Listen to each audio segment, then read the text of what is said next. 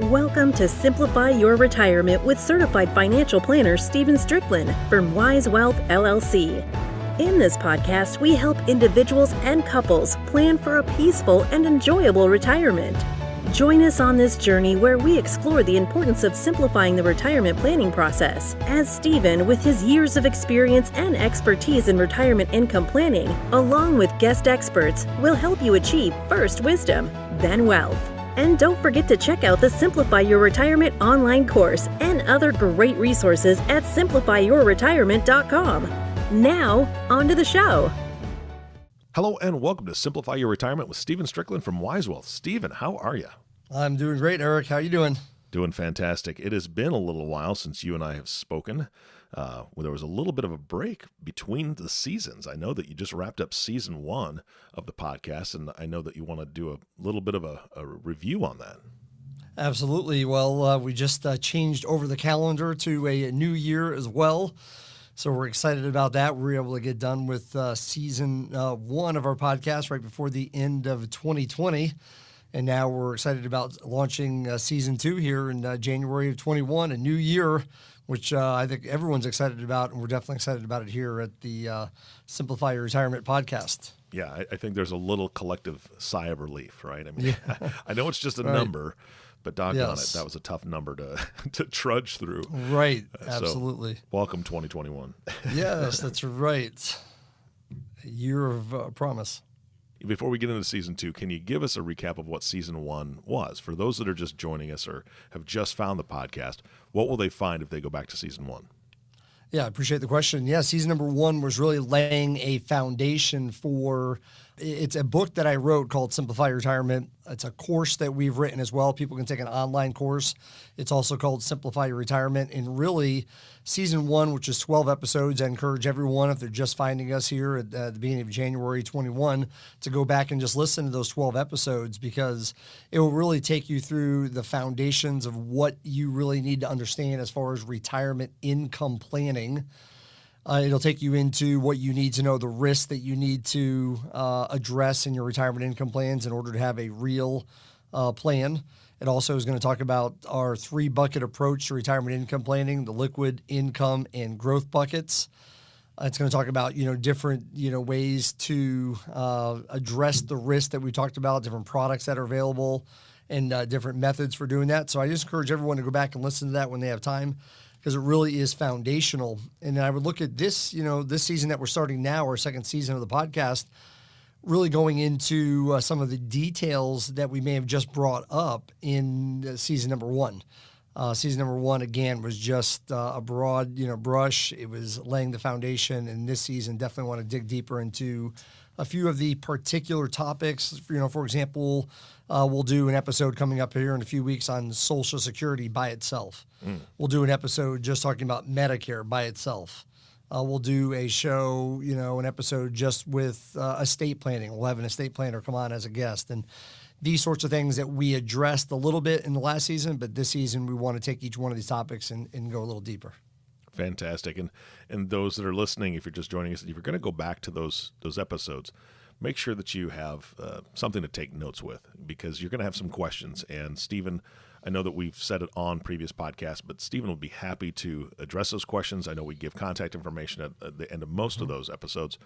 So please email in any questions that you have, because Stephen and his team will do a fantastic job of answering those. But you don't have to wait. You don't have to wait for a deep dive podcast on Social Security to ask those questions. He's gonna prompt you to ask those questions of him and his team. So, all right. So for today's topic, what are we talking about for this first episode of season 2? First episode of season 2, what better topic could we discuss than procrastination? Oh, well, let's wait on this topic, shall we? Yeah, Just kidding. Yeah, exactly. Let's hit it. All right. It really is, the enemy of progress, really. And as we start a new year, as we start a new season, we definitely want to start with, procrastination. The reason why a lot of times people don't move forward, a lot of times the reasons why people tend to just stay with the status quo. They stay exactly where they've always been, and they keep getting the same results. And so a lot of times we'll hand out the book to someone, Simplify Retirement, and they'll grab this book and they will read it and they will enjoy it. They'll give me a call, or they'll let me know that they really enjoyed the book. Sometimes people will come to our course. We teach a 2-day, 5-hour live course. And some people will come to that course and they will just think this is the greatest thing ever. Sometimes people will go to our online course and go through the entire process. But then when it gets to the end of the course, the end of the training, sometimes people do nothing. Okay. They go through everything and nothing happens as a result. And one of the big motivations that I have for people is that they will take action. Success comes from activity, not from analysis. It's something that I've learned, as a business owner, but also as an investor.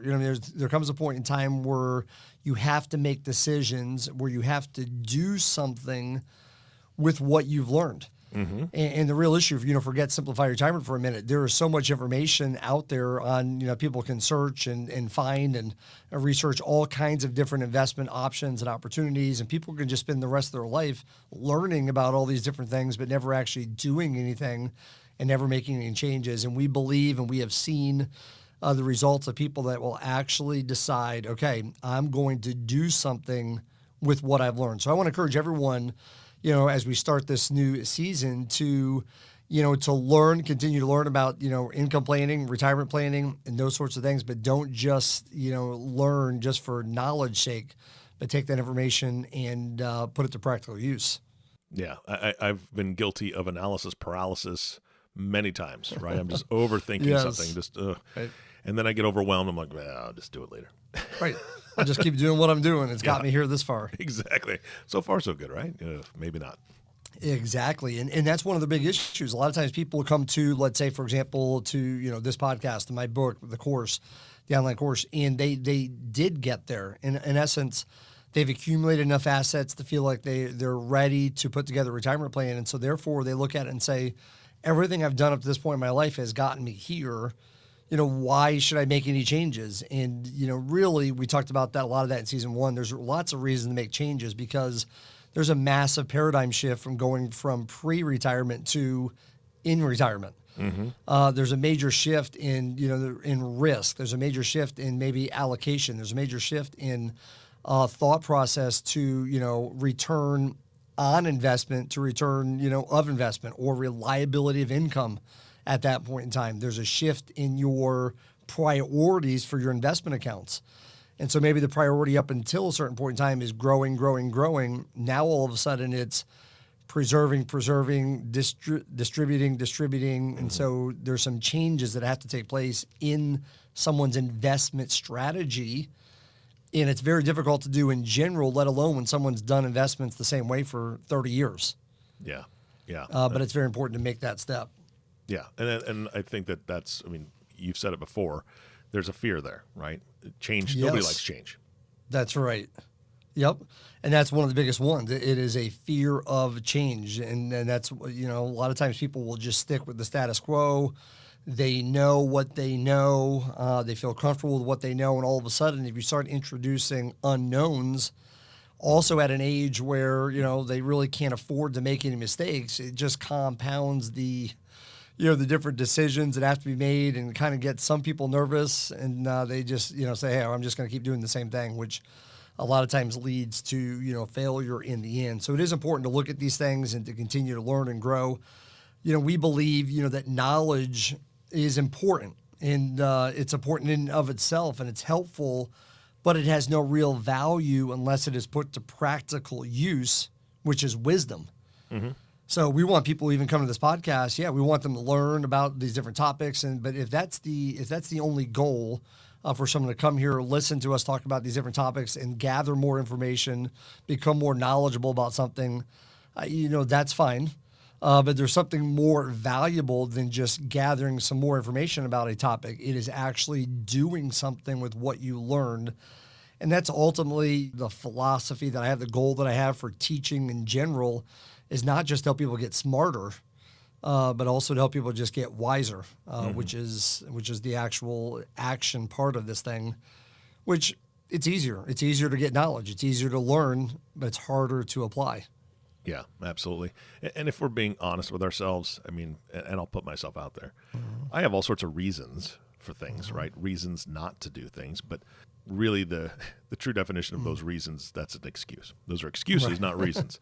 Right. So what are some of the things that you're seeing or that people are saying or doing that stop them from making the decisions and moving forward with making a plan or meeting with an advisor?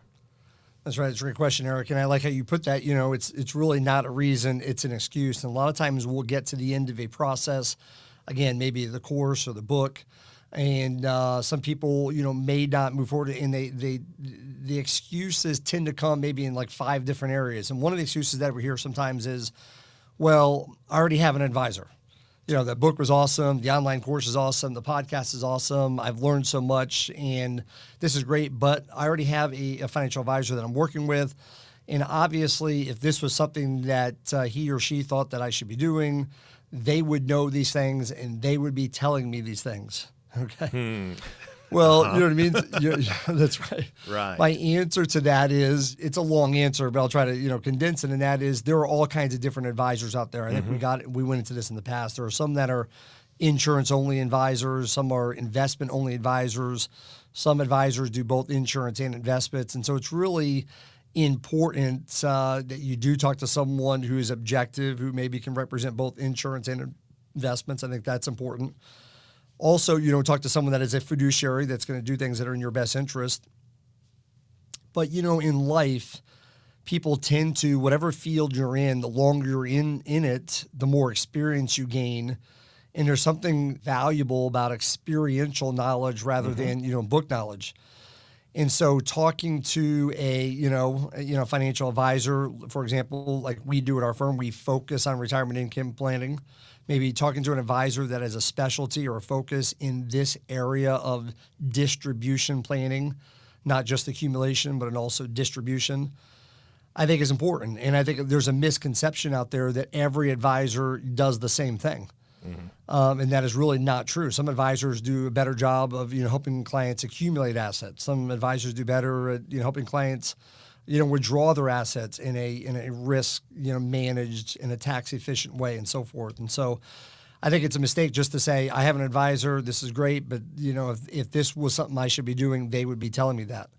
And I think what happens is over time, as me and my team here has helped many, many people get to and through retirement, and you do so many of these things, you get the experience that you need to help people look at things differently at the preservation and distribution phase of their investment life than they looked at the accumulation phase. So just saying I already have an advisor is really not a good reason not to move forward or not to seek advice from someone who has experience in this phase of your investment life.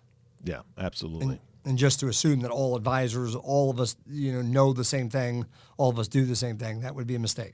Well, I mean, there comes a time when you might need to graduate to that next level advisor. I mean, when I started out, the advisor I had sold me some life insurance, which was covered my family for what it needed, and just told me, hey, this is how much you should be putting away, into this IRA.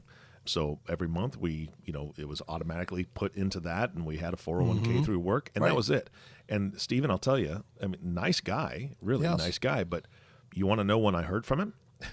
Never. Right. I heard from him. I heard from him in year 9, literally in about mid year 9. And the only reason I heard from him is because that term policy that was going to be hitting 10 years and changing or stopping.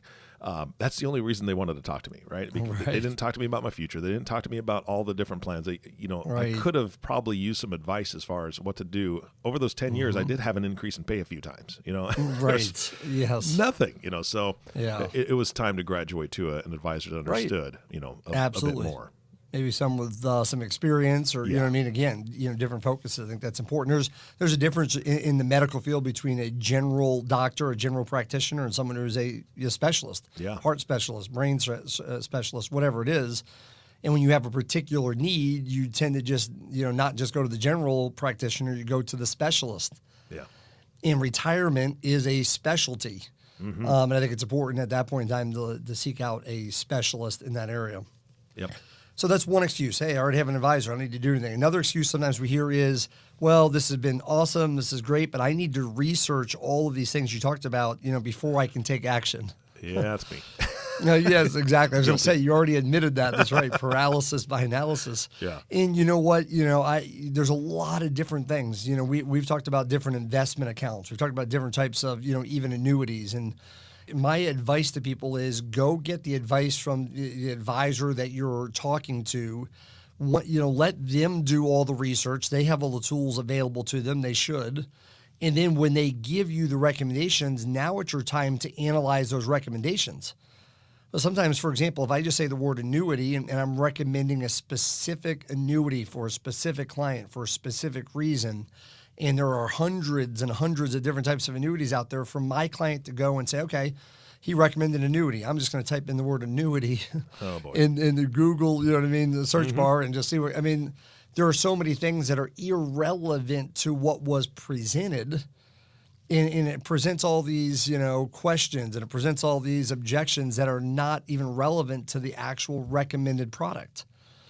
And so a lot of times people look at this, and, regardless of whether we say, hey, life insurance, or whether we say, hey, here's a diversified portfolio, we believe a 60-40 mix, and here's why we look at this. If you start researching all these things, you're going to come up with all kinds of different reasons why you should invest in the stock market, why you shouldn't invest in the stock market. Why you should have all your money in, precious metals, and why you shouldn't have all these kinds of things. So first, I would say it's important to analyze absolutely and feel very comfortable with the recommendations, but the time to do that is after you have found an advisor that you believe that you can trust, get their recommendations, then analyze what they showed you. Yeah.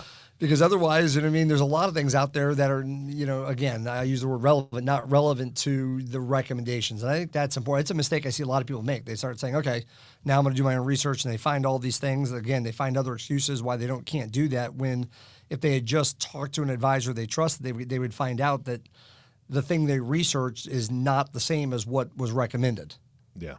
Yeah, absolutely. So important. It really is, because in this day and age, everyone thinks, okay, I'm going to go find this stuff on my own. And even in the course, even last season, in the online course, we talked about so many different things. And we're not saying that everybody needs all of these things we're talking about. So you don't even know what you need yet until you sit down and talk with a specialist in this area. Let them look at your situation, make the recommendations, and then it's time to do the research on those recommendations. Yep. But another excuse is, and again, these are the things that keep people from moving forward. So you sit there and you have a plan that's gotten you to this point in your life. Now you have all these other risks that have come into play, and now you're sitting here not doing anything because you're researching everything, and now you're stuck in what you have been doing. And most people start to feel like I should be doing something different, but feeling like you should do something different and then actually doing something different are two major different things. Mm-hmm. And so a lot of times people feel like they should, but then all of a sudden when the rubber, hits the road, it's like, oh man, I've got to research all this, or I have an advisor, I can't make those decisions, and they keep getting the same results they have been getting and actually having the same feelings they've been having. Mm-hmm. And so in order to get rid of those feelings, change has to take place. And that's where, another excuse is, I've heard bad things about, XYZ product, so I can't move forward. Mm-hmm. And, we can talk about, life insurance. You mentioned life insurance earlier. And, you mentioned that when you were younger, someone recommended to you a term life insurance policy, probably the appropriate, recommendation. And it is appropriate, for younger families while they're saving for retirement, and don't have as much, extra cash to spend. It's an economical way to buy life insurance. But there may come a point in time in your life and in everyone's life where they may have a need for permanent life insurance. Mm-hmm. And so, we may recommend, to someone, hey, we believe that you need a permanent life insurance policy, a universal life insurance policy, guaranteed to pay out at death and so forth.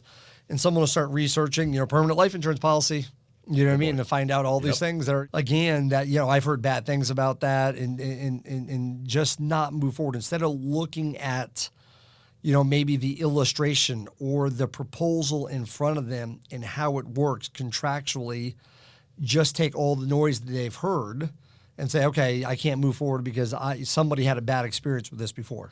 Yeah. I can't buy this, 50 balanced portfolio because, somebody had a bad experience. I can't buy that annuity because somebody I know had a bad experience. I can't buy, these kinds of things. Again, it just gets people stuck, and it's It's this concept where people have a, already pre-drawn conclusion about something, confirmation bias, we call it, and so they get stuck because they already have an opinion about certain things and they can't get past their own opinions. Yeah. And the other thing is that it goes right back to research, right?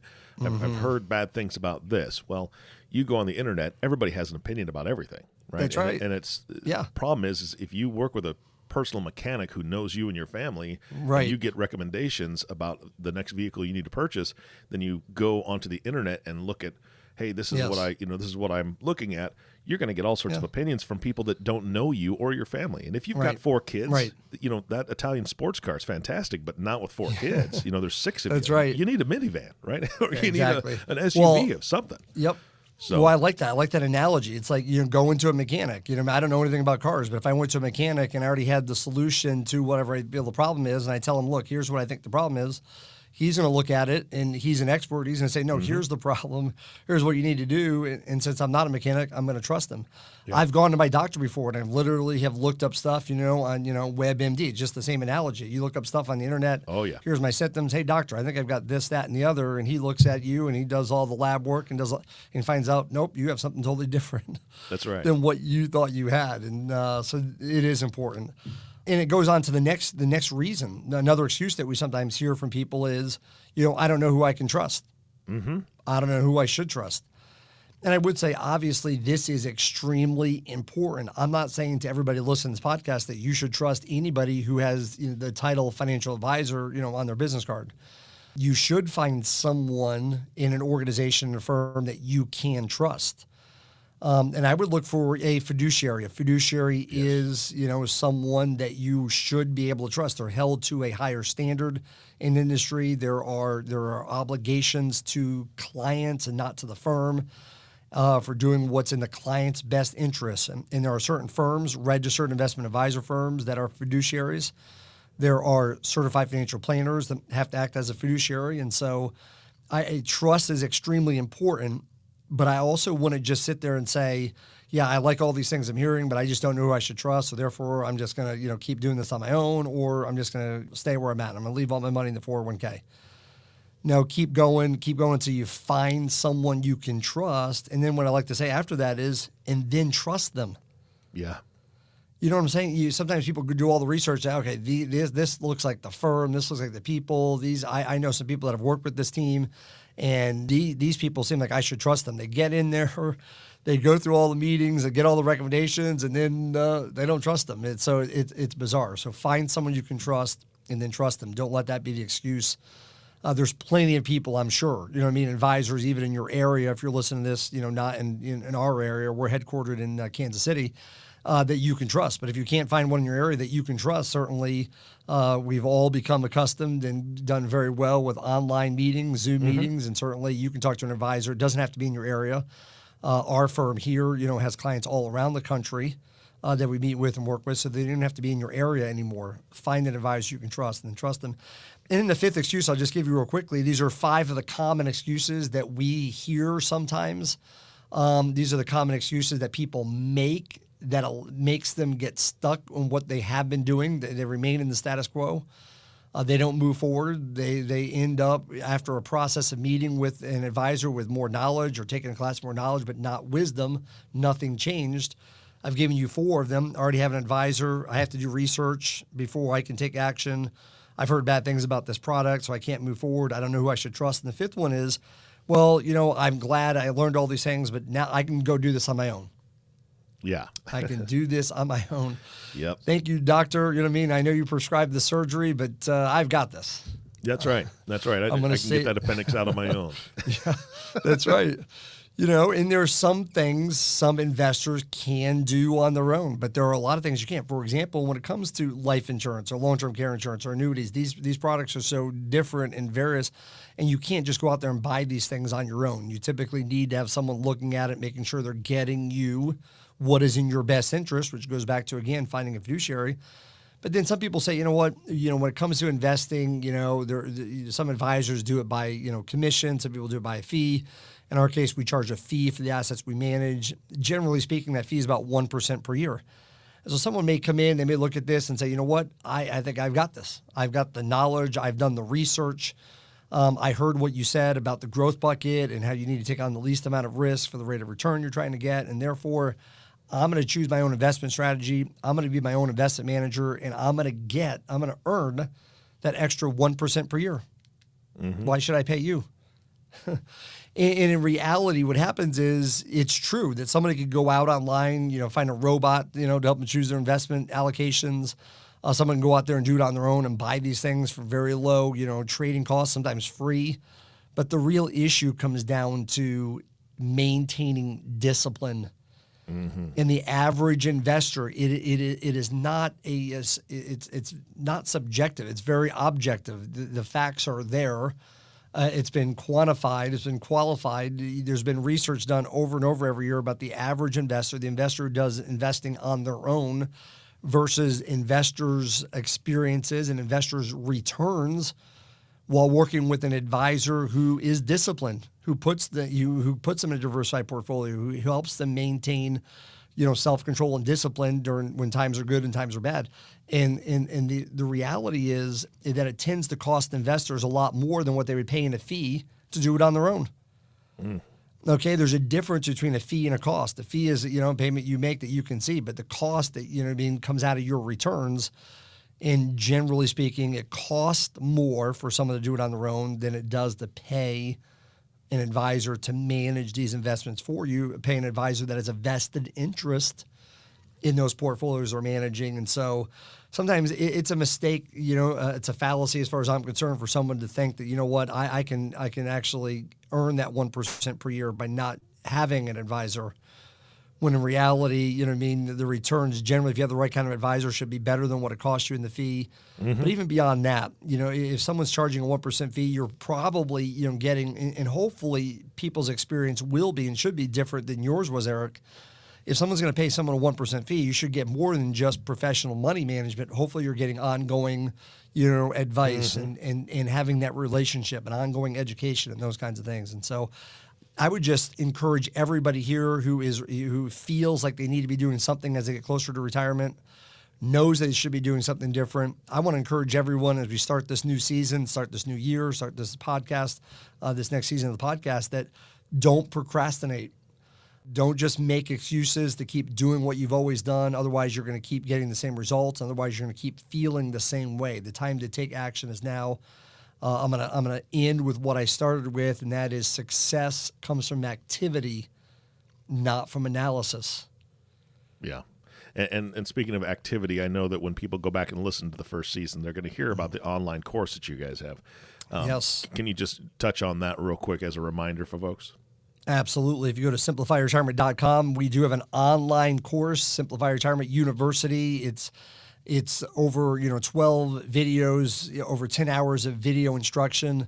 You can take it at your own pace. You'll get a copy of the book, Simplify Retirement. You'll get a workbook as part of the course. You can literally take it step by step, watch the videos online, and fill out the workbook. And by the end of that course, you should be ready to take action. That was the purpose of that course, to give people knowledge, but also give them the tools that they would need, give them the practical workbook that they could take to any advisor to help them take this next step like we're talking about today. Absolutely. And if they want to reach out to you specifically, how do they get a hold of you and your team? The best way to do that is through our website, which is wisewealth.com, wisewealth.com. There's a contact us page on the website, and that'd be a great way to reach us. All right, Stephen, thank you so much for your time today. Absolutely, Eric. It was great. And, of course, the last thank you goes to you, the listening audience. Thank you for tuning in and listening to the Simplify Your Retirement podcast with Stephen Stricklin. If you have not subscribed to the podcast yet, please click the subscribe now button below. This way, when Stephen comes out with a new podcast, it'll show up directly on your listening device. This makes it much easier to share these podcasts with your friends and family. Again, thanks for listening today. For everyone at Wise Wealth, this is Eric Johnson reminding you to live your best day every day. And we'll see you next time. Thank you for listening to the Simplify Your Retirement podcast. Click the subscribe button below to be notified when new episodes become available. The information covered and posted represents the views and opinions of the guest and does not necessarily represent the views or opinions of Wise Wealth LLC or Simplify Your Retirement. The content has been made available for informational and educational purposes only. The content is not intended to be a substitute for professional investing advice. Always seek the advice of a financial advisor or other qualified financial professionals with any questions you may have regarding your investment planning.